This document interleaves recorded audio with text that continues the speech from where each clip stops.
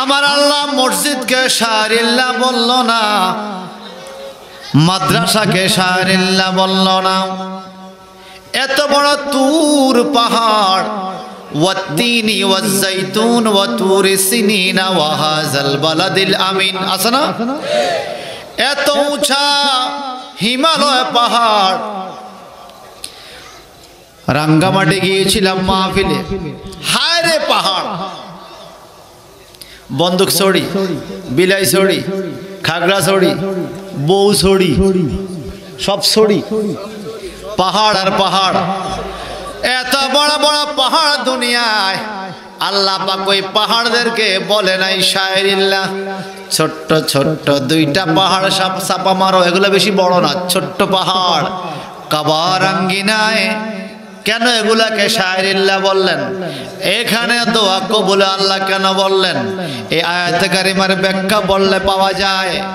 আমাদের জাতির পিতা হযরত ইব্রাহিম আলাইহিস সালাম ওনার বিবি হাজারাকে এই কাবার আঙ্গিনায় মরুভূমিতে আল্লাহর হুকুমে শিশু পুত্র ইসমাইল সহ দিয়ে আসছে, এখানে তোমরা থাকবা। হাজারা নবীর কদম ধরে কান্দে, ও ইব্রাহিম পয়গম্বর, এই মরুভূমিতে বাঘ ভাল্লুকের ভয় থাকতে পারে, খানা নাই, পানি নাই, আকাশ ছাড়া কোনো চাঁদ নাই, কিভাবে থাকবো? আপনি আমাকে কার পরামর্শ এখানে দিয়ে যাচ্ছেন? হযরত হাজারা এই প্রশ্ন করলে ইব্রাহিম পয়গম্বর বললেন, ও হাজারা তুমি ধৈর্য নাও, তোমাকে আমি আল্লাহর হুকুমে দিয়ে যাই। আল্লাহ বলছে তুমি আর ইসমাইল এখানে থাকবা। আল্লাহ যেহেতু চাইছে তোমাদেরকে রেখে যায়, আল্লাহ তোমাদেরকে দয়া করবে। দয়া করার মালিককে মনোযোগ আসেনি? সবার আসেনি? মায়া করা মালিককে। এই জায়গায় আসলে দোয়া কবুল হয়, আমি এটা প্রমাণ করব আপনাদের সম্মুখে ভাইজান। আল্লাহর নবী ইব্রাহিম পয়গম্বর বাড়িতে চলে গেলেন। একদিন, দুই দিন, তিন দিন, হাজারার সাথে খাওয়া শেষ, পানি শেষ, পিপাসায় কাতর, দুধের শিশু ইসমাইলও কাতর, দুধের স্তনের দুধ পর্যন্ত শুকিয়ে গেছে। ইসমাইল কামড় দিয়েছে জিহ্বায়, চটপট করে পাও লাপায়, এখনই মনে দম বেরিয়ে যাবে। আপনারা বলেন তো বাজান, যত অভাবী থাকুক, যত কষ্টে থাকুক, মা যদি দেখে সন্তান খাওয়ার জন্য জিহ্বা বের করে কান্দে, মায়ের কষ্ট হয় কি হয় না? আওয়াজ দিয়া কর। মা হাজরা দৌড়াইয়া সাপা পাহাড়ে উঠা আমার আল্লাহর কাবার দিকে ফিরা তিনবার বললেন আল্লাহু আকবার, আল্লাহু আকবার, আল্লাহু আকবার।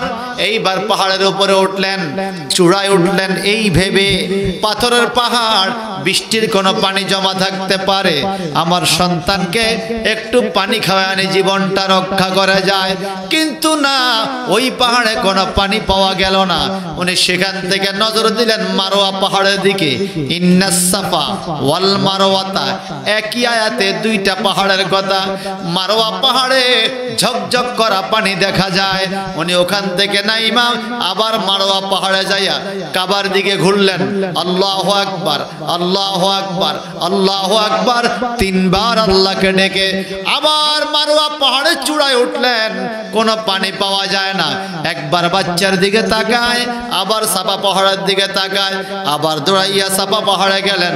আল্লাহু আকবার তিনবার বললেন। দেখবেন আমাদের দেশের যারা হজ করতে যায়, উমরা করতে যায়, সাফা পাহাড়ে যায় তিনবার আল্লাহু আকবার বলে।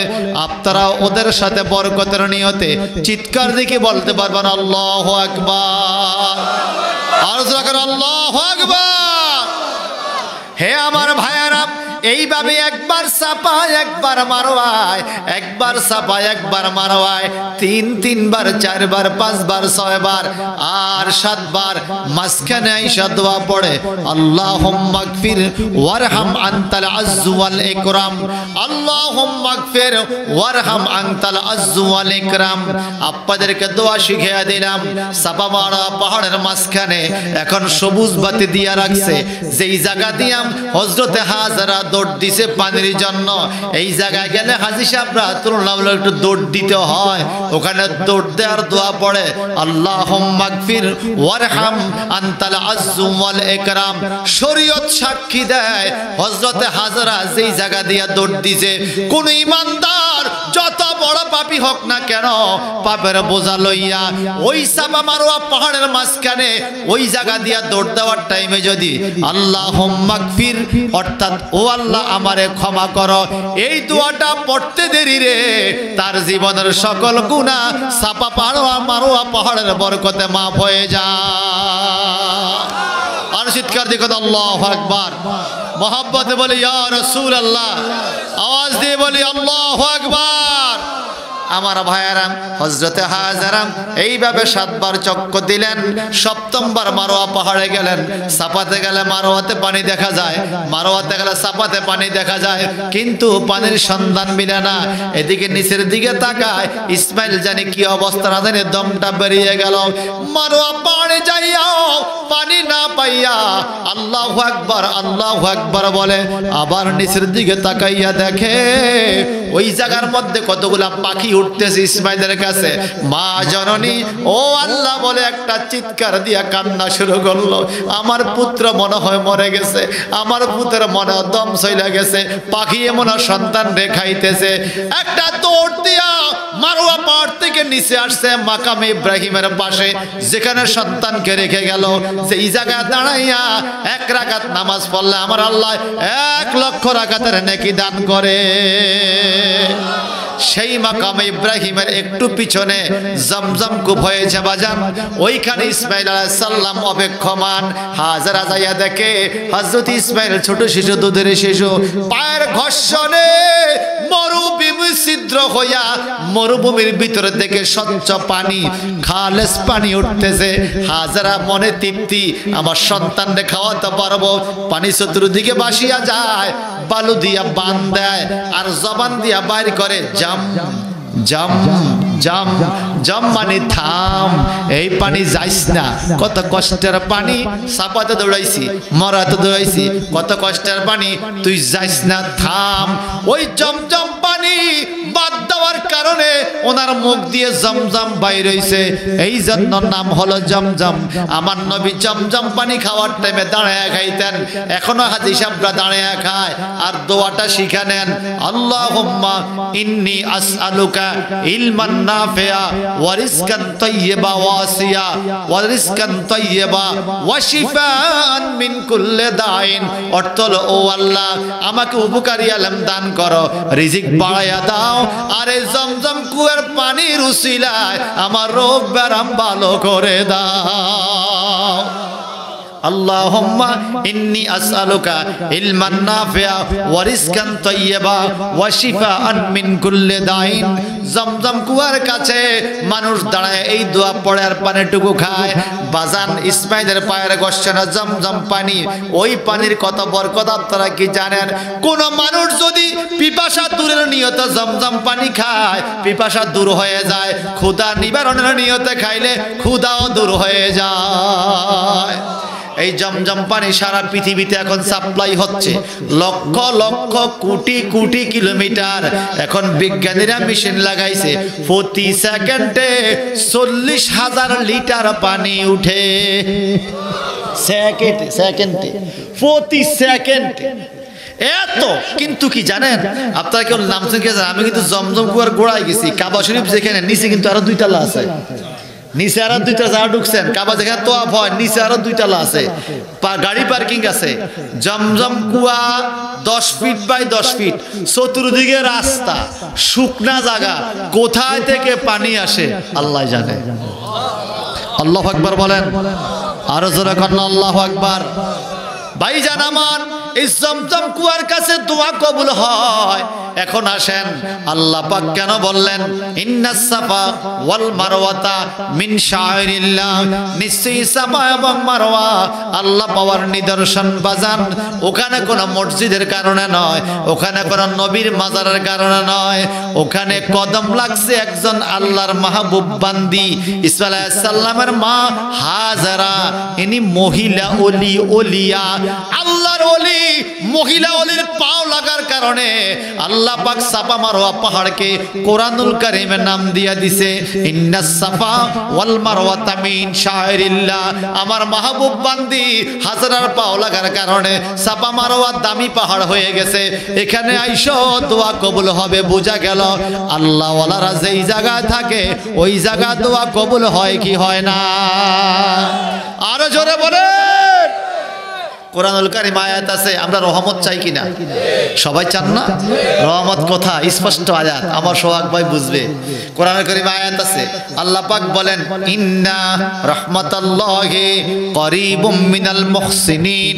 ইন্না হরফে মুশাব্বা বিল ফিল, নিশ্চয়ই রাহমাতাল্লাহ, রহমত হইল মুজাফ, আল্লাহ হইল মুজাফিলাই, অর্থাৎ আল্লাহর রহমত করিবুন নিকটে, মিনাল মুহসিনিন এই কাইয়ুম শাহুজের মতম আল্লাহওয়ালা যারা নেক কর্ম করেছে, হালাল কাজ করেছে, যারা আল্লাহর পথে চলছে, আল্লাহ পাক বলে তাদের বাড়িতে যাইও, ওইখানে আল্লাহর রহমত পাওয়া যাবে।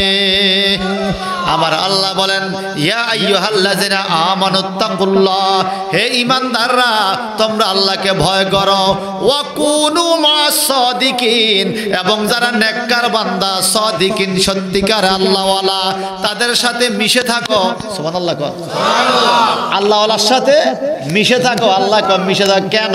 আল্লাহ পাক অন্য আয়াতে বলে ফাদখুলি ফি ইবাদি ওয়াদখুলি জান্নাতি। আল্লাহু আকবার কর। আপনাদের রুহুল আমিন হুজুরে পাইছেন আশরাফপুরের রুহুল আমিন হুজুর আমগরে পড়াইতো তাফসিরে জালালান শরীফ।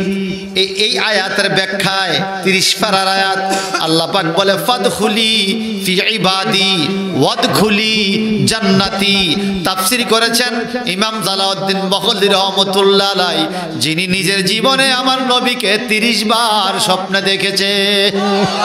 30 বার স্বপ্ন দেখা সেই মুফাসসির তাফসীর করেছেন ফাদখুলি ফি ইবাদি, ইবাদি আল্লাহকে ফাদখুলি তোমরা ঢুকো, ফি ইবাদি আমার বন্দার ভিতরে। তো বন্দা ফি অর্থ মধ্যে, তো বন্দার ভিতরে কেমনে ঢুকবো? অর্থাৎ বন্দা যেই জায়গা থাকে ওই জায়গা যাও। বা কোন বন্দা? তাফসীরে পাওয়া যায় ইবাদিয়াস সলিহিন, যারা সলে বন্দা, নেক কর্ম করে, হালাল কথা বলে, সৎ কাজ করে, তাহাজ্জুদের নামাজ পড়ে, আউয়াবির নামাজ পড়ে, পাঞ্জেখানা নামাজ ঠিক মতো পড়ে, ওই আল্লাহর বন্দার কাছে তুমি যাও। ও আল্লাহ, আমি না তোমার বন্দা, আমি তোমার কাছে না যাব, তোমার বন্দার কাছে কেন যাব? আল্লাহ পাক বলে যারা আমাকে রাজি খুশি করেছে তারা আমার বন্ধু। বন্ধুর দরবারে হাজির হও। আল্লাহ হইলে কি হবে? ওয়াদখুলি জান্নাতি, তোমার দায়িত্ব আল্লাহওয়ালার কাছে যাওয়া, আমি আল্লাহর দায়িত্ব ওই আল্লাহওয়ালা বন্ধু দরবার থেকে তোমার জান্নাত পর্যন্ত পৌঁছাইয়া দেওয়া। আরো চিৎকার দিবেন আল্লাহু আকবার, আরো মহব্বত এখন আল্লাহু আকবার। আমার বন্ধুরা বাবারা, কথা যেহেতু আসছে একটু বলছি। আল্লাহর ওলি, ওলি অর্থ বন্ধু, মনে রাখবেন সেজদার মালিক একমাত্র আল্লাহ। কে? আল্লাহকে ছাড়া আর কাউকে সেজদা দেওয়া যাবে না। কোনো মাজারে সেজদা চলবে না, কোনো ফিসাবকে সেজদা দেওয়া যাবে না, কোনো গাছকে সেজদা দেওয়া যাবে না। আল্লাহ বলে ওয়াসজুদি ওয়ারকাই মার রাকিন, তোমরা আমাকে সেজদা করো, আমাকে রুকু করো, রুকুকারীগণের সাথে। একমাত্র সেজদা পাওয়ার যোগ্য কে? আজরকান কে? আপনারা বলেন তো, আল্লাহ সৃষ্টি জগতে আমার নবীর চাইতে দামি কেউ আছে নাকি? আছে? আছে? আল্লাহর নবীর কাছে একদিন একজন লোক আসলো, আয়েশা বলে ইয়া রাসূলুল্লাহ, আপনার কাছে একটা অনুরোধ, কি আপনি আমার এমন একটা জিনিস দেখান, মুজিজা দেখান, যেন আমার ঈমানটা আরো বাড়িয়া যায়। আমার নবীকে ঠিক আছে, কি দেখাইতাম? কাছে কিছু পায় না, হুজুর দেখান। কি দেখাইতাম? আপনি যা দেখান। আল্লাহ বলে ওই যে দূরে দেখো সাজনা গাছ দেখা যায়, ওই গাছটাকে বলো গাছ রে, দিনের নবী তোমারে ডাকে, তুমি যাও। ওই গাছের কাছে লোকটা গেল, যে বলে ও গাছ, তোমারে দিনের নবী ডাকে। এই কথা বলতে দেরি গোড়া সহ মূল সহ গাছ উইটা আমার নবীর সামনে হাজির হইয়া আমার নবীরে সালাম জানাইলো। বলেন নবীকে গাছে চিনিনি, মাছে চিনিনি, ইনুস্তবিরে মাছে গিনছে কিন্তু হজম করে নাই। চিনিনি কন, পাখিয়ে চিনিনি, জংলার হরিণী চিনিনি, কিন্তু কিছু দুষ্ট মানুষ চিনে না। কথা কন, কিছু দুষ্ট মানুষ সব বলতে পারে, আমার নবীর রিসালাত নিয়ে ফালতু স্লোগান দেয়, এই কথা যারা বলে এদের ঈমান নাই। কথা কন ঠিক কিনা? আল্লাহ পাক বলেছেন ওয়াইজা লাকুল্লাযিনা আমানু ক্বালু আমান্না বিল্লাহ ওয়াইজা ইলা খালাউ ইলা শায়াতিনিহিম ক্বালু ইন্না মাআকুম। আল্লাহ পাক বলে কিছু মানুষ মসজিদে যায় বলে আমরা ঈমান আনছি, ওয়াইজা খালাউ ইলা শায়াতিনিহিম, যখন তাদের শয়তানদের কাছে মিশে, শয়তান কারা? সাহেবুল লাত উজ্জা ওয়াল মানাত, লাত উজ্জা মানাত মূর্তি পূজা যারা করে, ওই মসজিদে যায় কয় আমরা আল্লাহরে মানি, মূর্তি পূজার মধ্যে যায় কয় ইন্না মাআকুম, আমরা তোমাদের সাথে আছি। আল্লাহকে এরা হলো ফাক্কা মুনাফিক। কথা কয় না? হ্যাঁ কথা কন, কথা আমার না কোরআন শরীফের। ওয়াইজা লাকুল্লাযিনা আমানু ক্বালু আমান্না, ঈমানদারের কাছে যায় আমি ঈমান আনছি। ওয়াইজা খালাউ ইলা শায়াতিনিহিম, যখন মূর্তি পূজক শয়তানদের কাছে যায় কয় ইন্না মাআকুম, আমরা তোমরা লগে আছি। কথা কয় না? জোরে বলেন না। আচ্ছা সব চলে রে চলে। গতকাল গেছি মাইকি ঘোষণা হইলো ডাকাত ডাকাত, দেখছেন নি দুই একজন? কোথায় ডাকাত দেখছেন দুই একজন? আমি লাইন লিয়ে গেলাম রাত্রে, কইতারে দিয়েই না উড়ের মা। এই কথা কোন ঠিক কিনা? কিছু লোক আবার এগুলা কিছু ডাকাইতেও করতে পারে। কেন জানেন? ওই যে এক বাঘ আইয়ে ফল আঙুর গুলো পড়াইছে না, 3 দিন কইছে বাঘ আইছে, হুদাইতে শতানি করে, 4th দিন ঠিকই বাঘ আইছে। এমন আর পাবলিক যায় না খাইতে শতানি করে, আসলে এদিন তারা বাঘে খাইছে। এখন 2 দিন 3 দিন শতানি করে গেবেন ডাকাইতেছে, ঠিকই যেদিন আইবা আপনি বলাইবেন, কেউ উঠতো না। কথা কন ঠিক কিনা? জোরে কন না ঠিক কিনা? আচ্ছা আপনারা বলেন রাইতে আইলে ডাকাত, দিনে আইলে কি ডাকাত ননি? আরে কথা কয় না। ফিকাম লয়া গরু লয়া যে জায়গা এদিকিটা, কথা কয় না। আর যদি তার গায়ে টুপি তাই পাঞ্জাবি তাই হুজুর হয়, তাহলে আর মান সম্মান থায়? কি শুরু হইল বাংলাদেশে? কি শুরু হইল? আল্লাহ তুমি আমগরে গরু সুরুত্তন হেফাজত করো। ব্যাকে আমিন কেন? আল্লাহ আমগো গরু কোন নিরাপদে রাও। আমিন কর। আল্লাহ এই গ্রামের কোন ঘরের গরু তুমি এমন মাহফিলুল্লাহ বাজারটা তুমি জানো, এই গরু গাজন সরে না। জোরে আমিন বলেন। তাহলে আপনারা বল ওলি আল্লাহর দরবারে আসলে লাভ আছে কিনা? আরো জোরে কর। ভাই সব বন্ধুরা আমার, তো যে কথাটা বলতেছিলাম, আপনারা যে কথা শুনবেন, মুনাফিক চক্র মসজিদেও যায় আবার মন্দিরেও যায়। ইমানদার কখনো এরকম কাজ করতে পারে না। আমার আল্লাহ বলেন লাকুম দীনুকুম ওয়ালিয়া দীন, তোমার ধর্ম তোমার, আমার ধর্ম আমার। যার যার ধর্ম সে স্বাধীনভাবে পালন করবে। ইসলাম কখনো কারো ধর্মের উপর আক্রমণ করার হুকুম দেয় না। ভাইজান আমার ছোট্ট একটা ঘটনা তাহলে শোনাতে হয়। একজন ইহুদি আমার নবীকে টেস্ট করার জন্য, পরীক্ষা করার জন্য আসলো। আয়েশা কা মোহাম্মদ আমি তোমার মেহমান হইয়া গেলাম। ঠিক আছে তুমি আমার মেহমান। আরব দেশের মানুষ কিন্তু মেহমানদারি করে, খাবানো শুরু করলে খাওয়াইতে ধায়, খাইবেন এতটুকু গোড়া খাসি দি ফেলা সামনে, খাতে ইচ্ছা মতো কত খাবি, ঠিক কিনা কর? খাওয়াইতে থাকে মেহমানদারি তারা ভালো বোঝে। আমার নবীকে ঠিক আছে আপনি আমার মেহমান, নবী একটা ঘর ঠিক করে দিল, ওই ঘরের মধ্যে পানি দিল, রাত্রে খাওয়াইয়া নবী আর একটা ঘরে যায় ঘুমাইলো। কিন্তু ইহুদির বাচ্চার মনে ছিল শয়তানি, সে রাত্রেবেলা পায়খানা করে আমার নবীর ঘর কর্দমাক্ত করে, সকাল হওয়ার আগে বাইরে হয়ে গেছে নবীরে কষ্ট দেওয়ার জন্য। নবী আমার সকালবেলায় দরজা খুইলা যখন থেকে ঘরের মধ্যে ময়লা, নবী আফসোস শুরু করছে, হায় হায় রে আমি তো ভুল করে ফেলেছি, যে এই মানুষটা আমার মেহমান হয়েছে তারে আমি ঘরে রাখছি, আমি তো ছিলাম না সাথে। মনে তার রাত্রে পেট খারাপ করছে, কোন দিকে টয়লেটে যেতে হবে সে মনে চিনে নাই, এই জন্য ঘরটা নোংরা করছে। শরম পাইব বললা সকালের আগে মনে চইলা গেছে। হায় রে আমি তো ভুল করে পালাইছি। এই হইলো আমার নবীর দয়া ছিল। এখন মারহাবা, আরো জোরে। আচ্ছা আপনারা বলেন আম্মু দেশ যদি বেআই এরকম ঘর বাড়াইতো আর রাতটা ঘর বাড়াইতো বেআই সকালে গালি হইল নি বেআইয়ের গোষ্ঠীরে কি লাইয়া এটা কোন জাতের বেআই আর ঘর বাড়াই লাইছে আর আমার নবী শত্রু কাফের সে ঘর খারাপ করে ফেলছে আমার নবী কাহারে বলতো আমার হয়েছে তার তো দোষ না মনে তার পেট খারাপ হয়েছে এই হলো দয়ার নবী মারহাবা কর আরো জোরে কর নবী আমার কাপড় বললে একটা কুয়ার কাছে যাইয়া ধুইতেছে ওইতে ওই পাহাড়ের টিলের উপর থেকে মজা লয় মোহাম্মদ দিয়ে ময়লা ধোয়াইতেছে আমার নবীর নজর গেছে তে দিছে দূর কারণ সে জানে মুসা নবীর দেহের মধ্যে 40 জন যুবকের শক্তি ছিল সুবহানাল্লাহ মুসা নবীর কাছে একবার ফেরাউনের এক লোক এই মুসা উল্টা উল্টা কথা কইছে তোরা আমি একটা থাপড় দিয়ে মুসা নাকি মিয়া বা আমার তো একটা থাপড় দিতে জাগাত মরে গেছে নগদ মারা গেছে ফেরাউনের লোক মুসা নবীর থাপড়ে 40 জন যুবকের শক্তি শরীর আর আমার নবীর শরীরে ছিল মুসা নবীর মতো 40 জন নবীর শক্তি এইটা দিছে দৌড় কয়রে ভাই তুই দৌড় দিস না আমি তোরে ভয় দেখাইতাম না আমি ভুল করছি তোর কাছে না থাকি রাত্রে আমি তোর কাছে থাকলে ভালো হইতো মনে পেট খারাপ করছে ভাই মনে কষ্ট নিও না ভাই তুমি আমার মেহমান ওই ইহুদি দাঁড়ায় গেছে কি রে আমি করলাম ক্ষতি এই লোক আরে কয় ভাই কি কয় বলেন না কি কয় ভাই মনে কষ্ট নিও না ভাই লোকটা কয় মোহাম্মদ আমার কলমা পড়ো কাকা কলমা কি লেগে আমি তোমার টেস্ট করছি তোমার মনটা কেমন তোমার মতো নবী হয় না আমি তোমার ক্ষতি করলাম তুমি আমার ভাই কো কলমা পড়ে দাও লা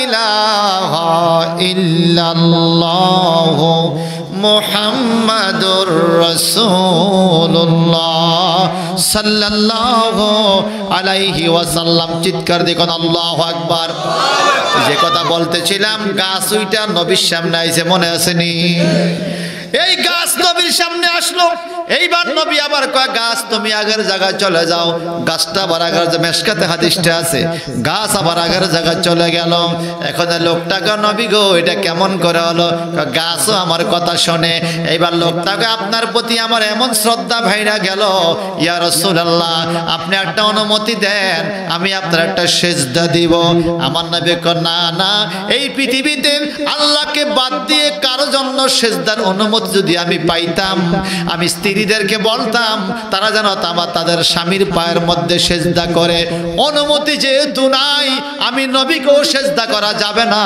ওই লোকটা কান্দে ইয়া রাসূলুল্লাহ কলিজাটা পাইটা যায় আপনারে কেমনে সম্মান দেখাইতাম একটা সেজদা করি নবী বলে না সেজদা করা যাবে না নবী গো তাহলে আপনার দুই কান কদম একটু সামনের দিকে আউগাইয়া দেন আমি আপনার কদমে চুমু খাবো এই কথা বলতে দেরি আল্লাহ নবী অনুমতি দিলেন ওই লোকটা নবীর নুরানি কদমে চুমা খাইয়া কলিজা শীতল করলো কি বুঝলেন সেজদা দেওয়া যাবে না চুমা দেওয়া যাবে সেজদা পাওয়ার মালিককে আরো জোরে এখন যদি কেউ তাজিমি সেজদার নামে সেজদা লয় বল আমার নবী তো সেজদা লয় নাই নবী লইছে সেজদা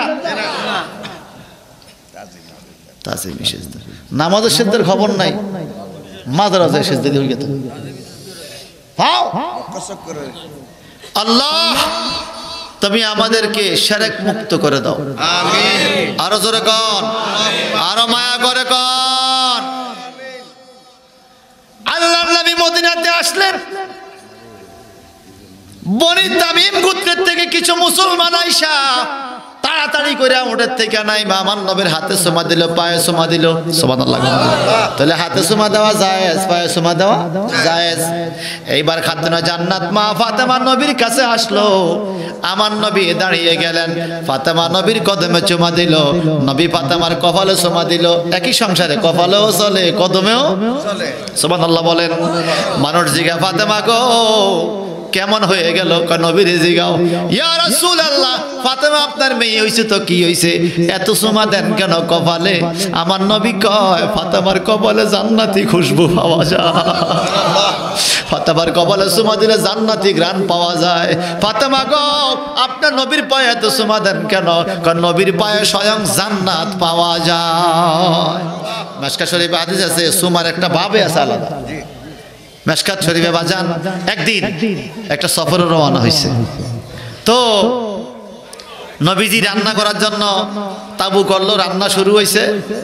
আল্লাহর হাবিব রান্নার কাজ করছে সাহাবায়ে কেরামদেরকে নিয়ে। তো ওখানে একজন সাহাবী ছিল, উনি আমার গ্রামের ভাষা বলে টোয়ানুষ্যা কথা কইতে। টোয়ানুষ্যা বুঝেন তো? এই কথা কইলে অন্যরা শুধু হাসতে। আমার মধ্যে দুই একজন আছে না এতে কথা কেন, আমরা গেলে আমগুলো আইসেই আসেন এরকম দুই একজন, মনাপুর আছে কিনা জানি না, এরকম দুই একজন থাকে তো, কি বলেন? শুধু কথা বললে হাসে। এখন আল্লাহর হাবিবের ওই সাহাবী কথা বলে আর সাহাবীরা হাসতেছে। রান্না বান্নার হাসলে তো কাজে বরকত কম হয়, হাসতেছে। এমন এক কথা কইছে, আমার নবী হাসতে হাসতে মাটির মধ্যে শুয়ে গেছে। সুবহানাল্লাহ বলবেন না? শোয়ার থেকে ওইটা যেই লাকড়ি দিয়া রান্না করে, ওই লাকড়ি দিয়া ওই সাহাবীর কোমরের মধ্যে দিছে একটা খোঁচা। এত কথা কওকা তুমি, সুবহানাল্লাহ। পারবে কোন রাষ্ট্রপতিকে তার কর্মীরা এরকম করতে? আমার নবী কত কাছে সাহাবীদেরকে নিত, সুবহানাল্লাহ বলেন। মাজার মধ্যে দইরা সাহাবী কান্দে, ইয়া রাসূলুল্লাহ ব্যথা তো পাইছি। ব্যথা পাওয়ার তো দিছি, আমি প্রতিশোধ নিমু। কেমনে? কামনে যেমনে দিছেন আমি এমনে, সুবহানাল্লাহ। কোন নাও না প্রতিশোধ নাও। সাহাবায়ে কেরাম তাকিয়ে আছে, আল্লাহর হাবিব দাঁড়িয়ে আছেন। ওই সাহাবী লাকড়ি দিয়া প্রতিশোধ নেবে। হুজুর দেন লাকড়িটা। ওই লাকড়িটা হাতে নিল। হুজুর দেই, আমি যেমনি দিছি এমনি দাও। নবী গো, তাহলে তো প্রতিশোধ সমান হবে না। বলে কেন? বলে আমার কোমর পর্যন্ত কাপড়, আমি গরিব মানুষ, গায়ে কাপড় নাই, আমার কোমরটা ছিল খালি। এই খালি জায়গার মধ্যে আপনি খোঁচা দিছেন, কিন্তু আপনি নবীর গায়ে তো জুব্বা, যদি আমি জুব্বার উপর দিয়ে দিই সমান হবে না। আপনি একটু জুব্বাটা সরাইয়া দেন না, সমান সমান ভাবে খোঁচাটা দিব। আল্লাহর নবী জুব্বা মোবারক সরাইয়া দিল, আর সাহাবায়ে কেরাম আনন্দ করে। ওই সাহাবী খোঁচা দিবে, লাকড়িটা লইয়া নবীর মাজার কাছে আইসা লাকড়িটার নিচে সাইডা নবীর কোমরটা ধইরা কোমরের মধ্যে একটা সুমা লাগাইয়া দিল। আল্লাহু আকবার। দিতে চাইছে খোঁচা, দিছে কি?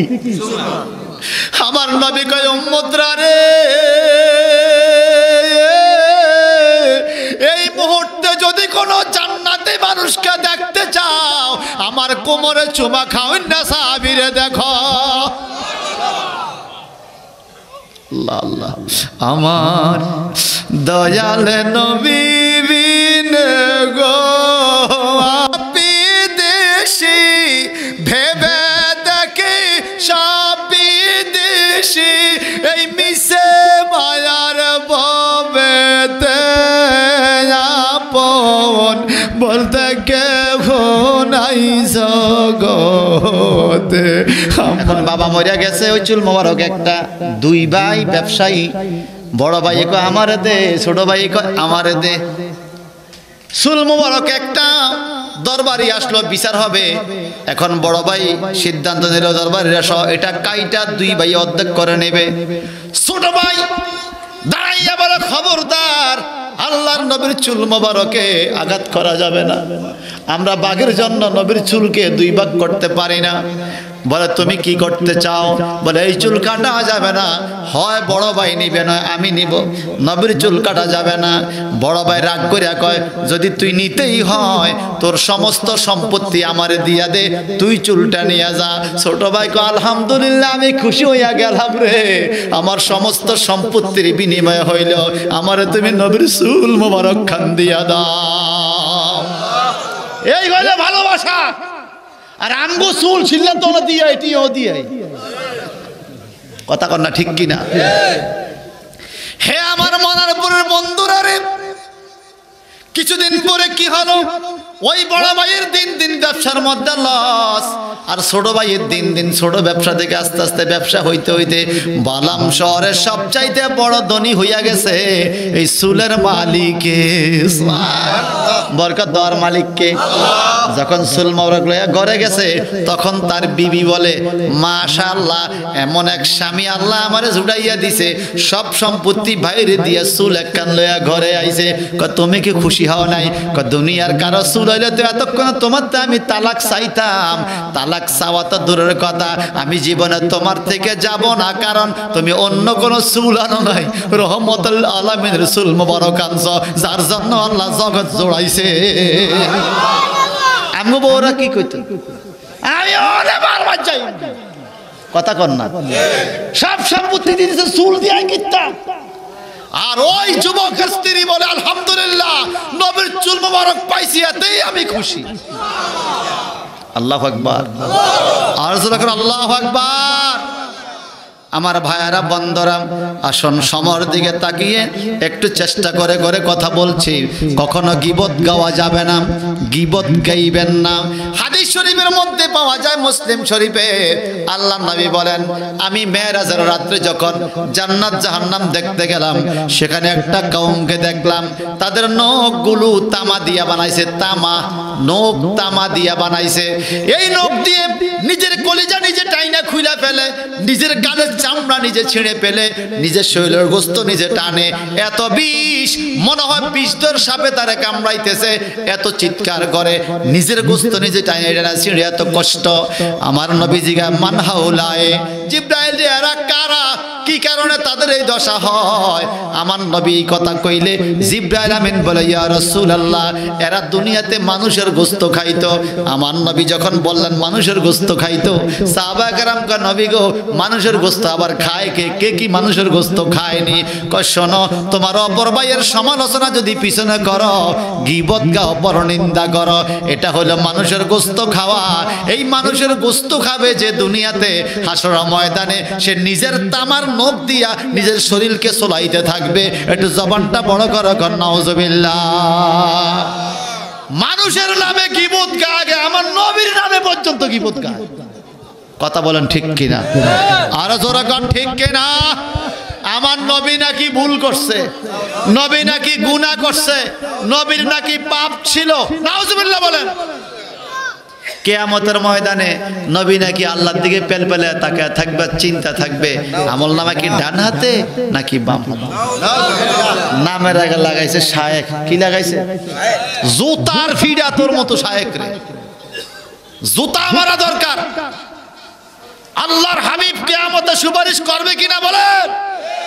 খোদার কসম, কোরআনটা ধরে বলি, নবীর রওজা মুবারকের পাশে নবীজির মিম্বর, মিম্বরে মুস্তাফা, যেখানে নবী দাঁড়িয়ে খুতবা দিতেন, ওই মিম্বরে এখনো নবীর হাদিস সনদ করে লেখা। আমি নিজের চোখে দেখছি, কিতাবে তো পাইছি, ওখানেও দেখছি। আল্লাহ দেখাইছে, নবী বইলা গেছে, শাফাতি লি আহলে কাবার মিন উম্মতি, আমার উম্মতের কবিরা গুনাহগারদের জন্য যদি ঈমান থাকে আমি কিয়ামতে সুপারিশ করব। সেই জায়গার মধ্যে নবী নাকি চিন্তা থাকবে কোনাতে আমলনামা পায়। নাউজুবিল্লাহ। এরা আবার হুজুর, এরা হুজুর না খাজুর? তাও তো সৌদি খাজুর না, বাংলা খাজুর। এটা বিজাই ছাড়া, বিজান ছাড়া হুলে না। কথা বলেন ঠিক কিনা? হে আমার ভাইয়ারা বন্ধুরা, এবার আসেন, যেই কথাটা বলতেছিলাম, দাম কত, ইজ্জত কত। আমার নবী আরাফাতের ময়দানে বিদায় হজের ভাষণে হযরত জাবের রাদিয়াল্লাহু আনহু বলেন, রাআইতুন নবী সাল্লাল্লাহু আলাইহি সাল্লাম ফি আরাফাতে ফি হজ্জিহি ইয়াউমে আরাফা ওয়া হুয়া আলা নাকাতিহিল কাসওয়া ওয়া ইখতাবু ফাসামায়াতুহু। চিৎকার দিবেন আল্লাহু আকবার। আল্লাহর নবীর সাহাবী হযরত জাবের বলেন, আমরা বিদায় হজের ভাষণে নবীজিকে দেখলাম, ওনার কাসওয়া নামক ওটের উপরে খুতবা দিচ্ছে, আমরা শুনতেছি নবী খুতবা দিচ্ছে।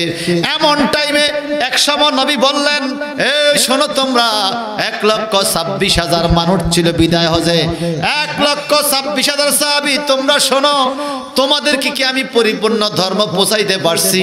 সাহাবীরা বলে, হুজুর পারছেন। বলে, আমি তোমাদের কারো কাছে কোনো পাওনা নাই, তোমরা কি আমার কাছে কিছু পাওনা আছো? যদি পাওয়া থাকো বলো, আগামী বছর হয়তো তোমাদের সাথে আমি আর হজ করব না। এই কথা বলতে দেরি নবীর সাহাবী আবু বকর সিদ্দিক কান্না শুরু করলেন, ওমর কান্না শুরু করলেন, ওসমান কান্না শুরু করলেন, মাওলা আলী কান্না শুরু করলেন। ওনারা বুঝে গেছে নবীর হায়াত হয়তো আর মনে হয় নবীর সাথে হজ করা হবে না। কে কিছু পাইবা কিনা বলো? আল্লাহর হাবিব উটের উপরে দাঁড়াইয়া কয়, আমি হাত তুলছি, কেউ কিছু পানা থাকলে বলো। আমি কারো ঋণ নিয়ে কবরে যাইতে চাই না। দিনের নবী উম্মতের কান্ডারি, যিনি কবরে আসবে উম্মতের, যাকে দেখাইয়া প্রশ্ন করা হবে, ওই নবী কয়, আমি কারো ঋণ নিয়ে কবরে যাইতে চাই না। আর আমার দেশের মানুষ যদি কেউ টাকা পায়, ওই লোকে মারা এলে কয় অনাইতে হাতে নিয়ে আইব।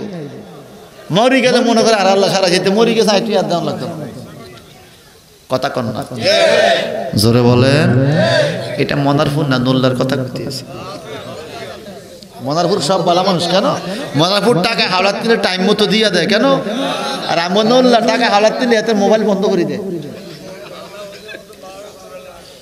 কথা কন ঠিক কিনা হাওলাত টাকা আদায় করতে পুলিশ আনন লাগে দরবার দেওয়ান লাগে কথা কন ঠিক কিনা আর জোরে কর না সন্ধ্যার আগে যেদিন ডুবিবে বেলা এক পলকে বেঙ্গে যাবে তোমার রঙে মেলা কাহারে দিবা তুমি জোরে থাম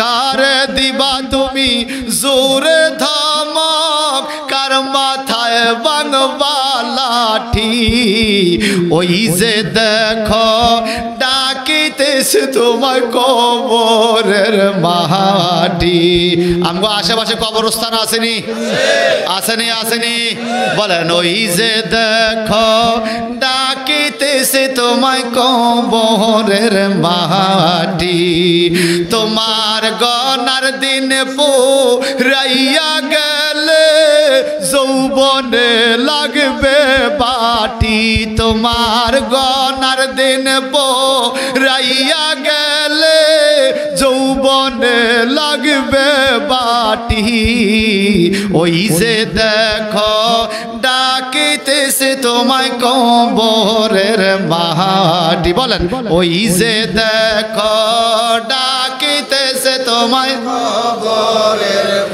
সংসারে আর কইরো না রে ভুল চাইয়া দেখো ছিল কালো তোমার সাদা হইছে চুল ঠিক কিনা সংসারে আর কইরো না রে ভুল চাইয়া দেখো ছিল কালো তোমার সাদা হইছে চুল চতুর্দিকে মাটির ঘরে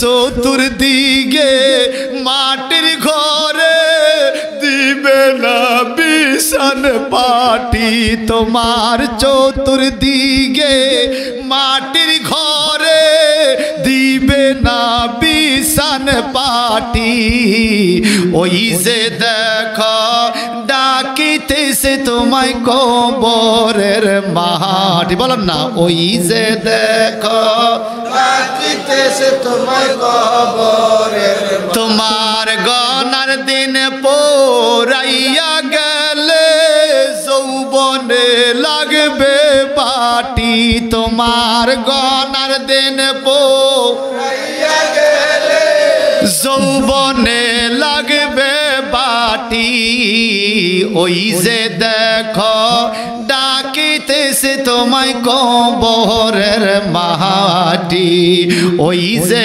দেখো ডাকিতেছে তোমায় কবরের কোন দিন জানি ধরা খাইয়া যায় এই সংসারে মরার তারিখ কারো জানা নাই কোন দিন জানি ধরা খাইয়া যায় এই সংসারে মরার তারিখ কারো জানা নাই কবরেতে শান্তি পাইবা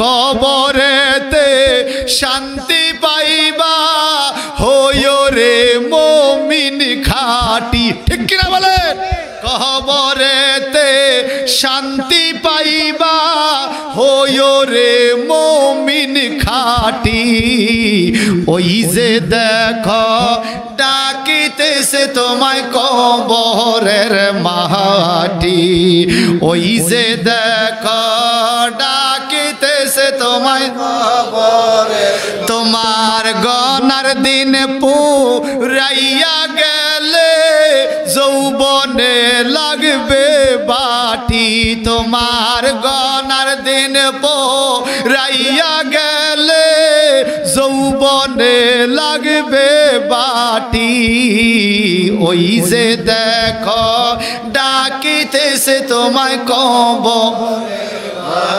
আল্লাহ সবারে কবুল করো মন থেকে কোন আমিন আল্লাহ প্রত্যেকের মা বাবারে কবুল করো আল্লাহ এলাকার সকলের আযাব মাফ করে দাও দেশি বিদেশি সবারে কবুল করো আমার নবী বলেন আমি কারো হক নিয়ে কবরে যাইতে চাই না কে কি পাইবা বলো কেউ মাতে না 1.5 লক্ষের মতো সাহাবী একজন দাঁড়ায় গেছে সুবহানাল্লাহ কোন আরো জোরে কোন তুমি কে আমি ওয়াক্কাসা সুবহানাল্লাহ কোন তুমি কেন দাঁড়াইছো নবী গো আমি আপনার কাছে হক পাওনা আছে কি হক পাওনা আছো নবী গো যুদ্ধের ময়দানে আপনি ঘোড়াকে আঘাত করেছেন সেই আঘাত আমার পিঠে পড়ছে আমি কষ্ট পাইছি আমি আজকে আপনাকে সেই আঘাতটা সমান করে দিতে চাই আল্লাহু আকবার ওমর ফারুক ঠান্ডা না গরম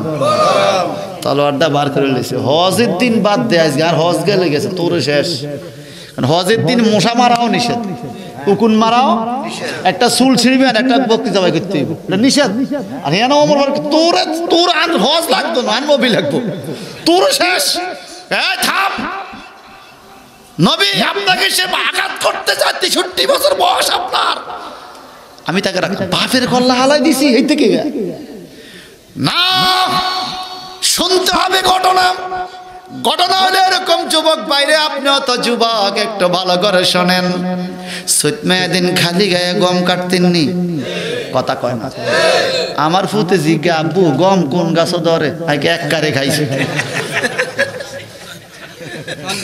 এত গম কাটলাম এই গম কান্দ করে আনাউল্লাহ আজির মেলিয়ানি আড়া বানাই আবার নিতে মাথা গরম হয়ে যেত আর হে হুতে গম কোন গাছ ধরে চিনে না তোর মলাই নেই গম তিসি মসুরি খেসারি এটি চিকেন খুব চিনিয়ে না তিসি কাউন দন্দা চিনিনি কইবে কোন দেশের গল্প কিন্তু বেশি পছন্দ না তো কত 25-30 বছর আগের কথাই না আরো কম এই কথা কোন ঠিক কিনা চিনে না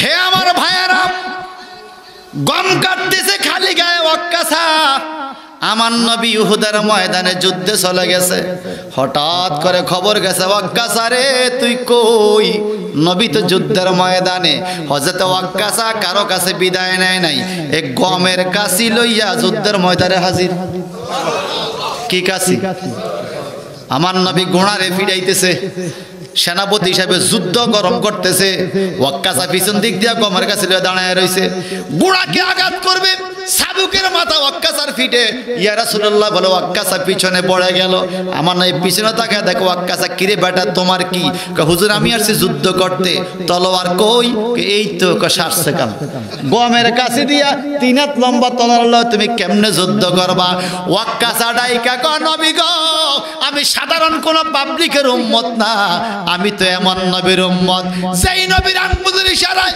চন্দ্র দুই টুকরা হইয়া যায় যেই নবীর আঙ্গুলের ইশারায় সূর্য উদিত হইয়া যায় যেই নবীর আঙ্গুলের ইশারায় পানি আঙ্গুল থেকে বাইর হইয়া 300 সাহাবী ওযু করতে পারে ওই নবী সাধারণ নবী না যদি আপনি একটু দয়ার নজর দেন গো আমার তলোয়ারের অভাব হবে না আমার নবী ডাইনে বাবার তলোয়ার তো নাই হুজুর গমের কাছে মাটিতে রাখো হযরত ওয়াক্কাসা গমের কাছে মাটিতে রাখছে নবী একটা নজর দিয়ে রাখছে কেইবার তোলো গমের কাছে ডাঁটা হাতল দইরা উপরে উঠাইয়া দেখে রে নবীর নজর করমে 3 হাত লম্বা সকসকা তলোয়ার হইয়া গেছে সুবহানাল্লাহ এখনো সেই তলোয়ার ওয়াক্কাসার মাজারে আছে ঝুলিয়ে রাখছে মানুষ এখনো জিয়ারত করে যেই নবীর নজরে এক বুকুত্তা গমের কাছে 3 হাত লম্বা তলোয়ার হয় ওই নবী আমার মতো যে বলবে আমার মতো তার এমন জুতা ফিটা দিবেন তার বাড়ি মদার বুড়ো রাখকে রাও কথা কন না জুতা আমরা রাখলে আড্ডা আনবেন আড্ডি কম দামা হুরা আমরা যদি কাশির দিকে তাকাই, কাশির আল নষ্ট হইতো, আরে আমার নজর তো খারাপ। কেরম খারাপ জানেন? এই বেটার গাছও ফেপে ধরছে, কিরে ভালো হইতে ধরছে, বিয়ালে গাছ কাটতে উড়ে গেছে। কথা কর না, আমার নজর খারাপ। আর আমার নবী নজর দেওয়ার সাথে সাথে গমের কাছে তলোয়ার হইয়া গেছে। ওই নবীরে পাইতে চাই কে চাই না? বলেন ও গো নবী, দু জাহান তোমায় না দেখিলে বাঁচে না রে পরাণ। বলেন ও গো নবী, দু জাহান তোমায় না দেখিলে আর কাছে নাও না, দেখা দাও না, কাছে দেখা দাও না, হও না একটু মেঘের বান তোমায় না দেখিলে বাঁচে না রে পরাণ। বলেন গো নবী, দু জাহান তোমায় না দেখিলে বাঁচে না রে।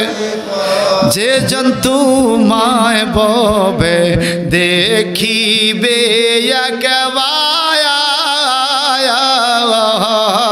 এই সংসারে কোনো দুঃখ থাকবে না রে তার। যে জন ববে নবী দেখিবে একবার, এই সংসারে কোনো দুঃখ থাকবে না তাহার। কত সুন্দর সুরত তোমার, কত সুরত তোমার দিল মাওলা সুবহান। নবী দিল মাওলা সুবহান, তোমায় না দেখিলে বাঁচে না রে পরাণ। বলেন গো নবী, দু জাহান তোমায় না দেখিলে বাঁচে না। আরে কাছে নাও না, দেখা দাও না, কাছে নবী হও না একটু মেঘের বান তোমায় না দেখিলে বাঁচে না। আমি কেমনে থাকব মাটির বিছানায়, তুমি ছাড়া আন্দার গরে কে চিনবে আমায়? ঠিক কিনা কর?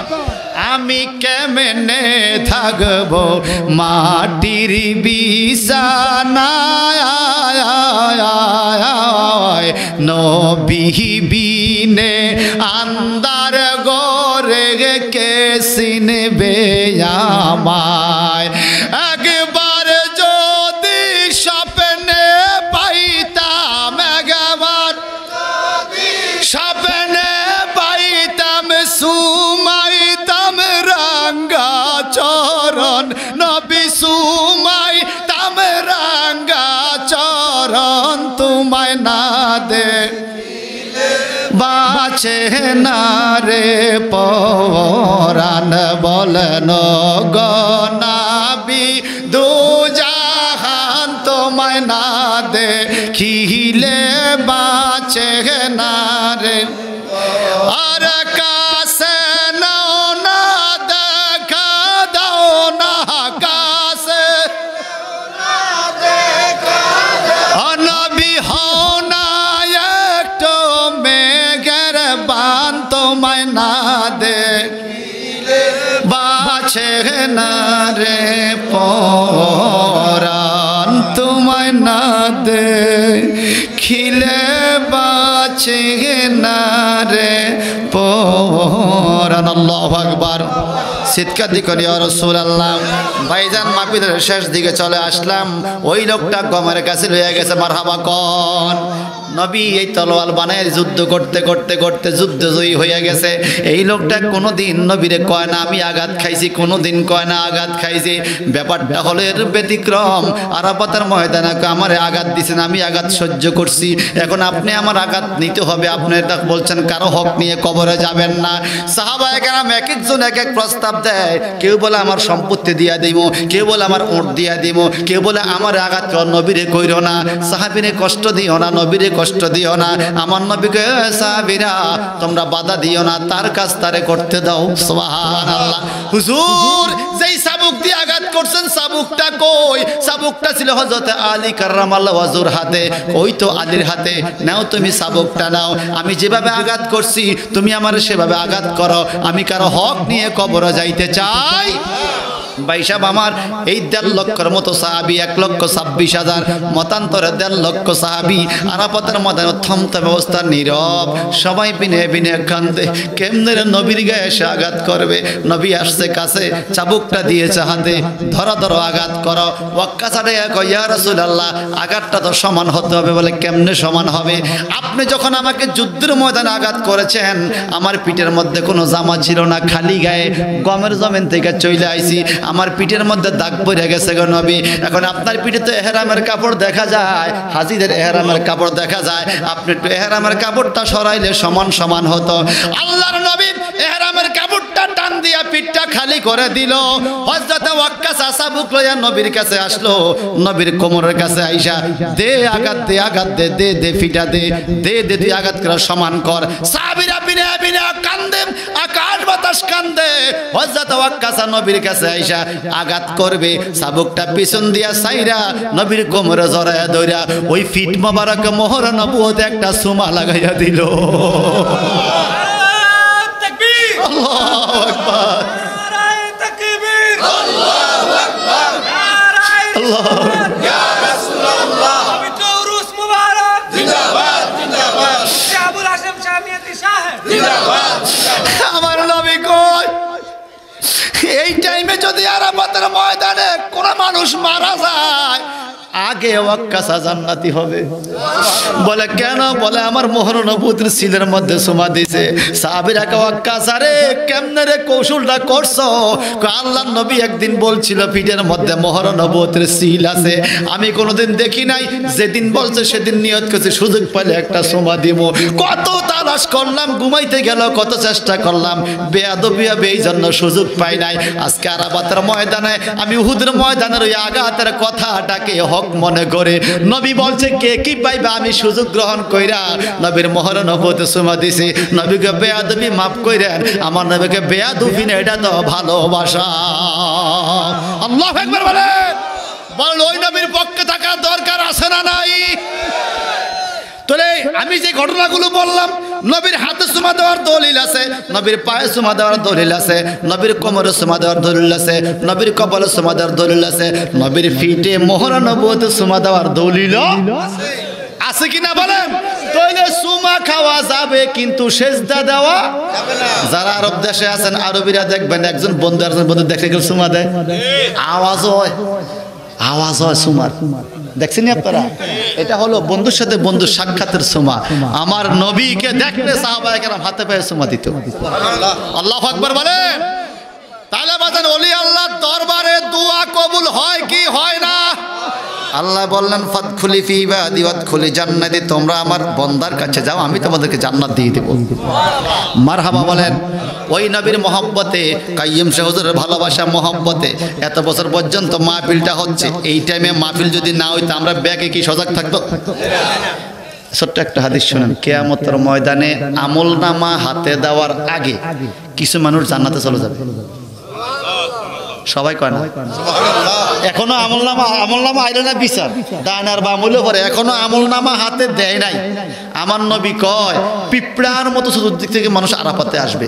আল্লাহ আমলনামা দেওয়ার আগে বলবে অমুক আয়ো, যাও তোমরা জান্নাতে চলে যাও। ফেরেশতারা বলবে আল্লাহ এখনো তো হিসাব হইল না, আমল নামা চাইলেন না। বলে আরে এরা কারা তোমরা জানো? বলে কারা? এরা রাত্রেবেলা জাগ্রত থেকে আমি আল্লাহর ইবাদত করেছে। যারা তাহাজ্জুদ পড়েছে রাত্রে ফিটটাতে মাটিতে লাগায় নাই, এরা আমল নামা দেওয়ার আগেই জান্নাতি, নবী বলছে। আল্লাহ তুমি আমাদেরকে সেই কাতারে কবুল করো। আমিন। সকলে আমিন বলেন।